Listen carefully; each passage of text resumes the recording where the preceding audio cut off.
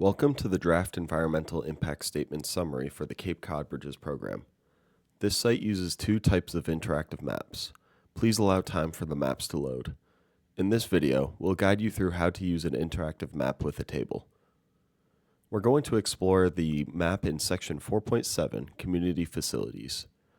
This map has a set of interactive tools and features.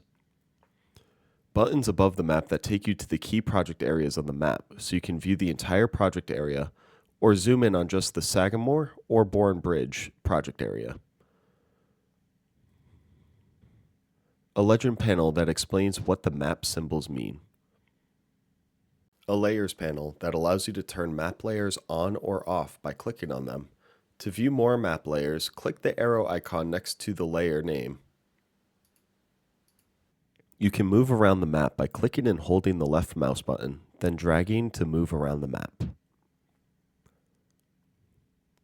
You can zoom in and out by selecting the plus or minus icons, or you can use your mouse's scroll wheel when in the map.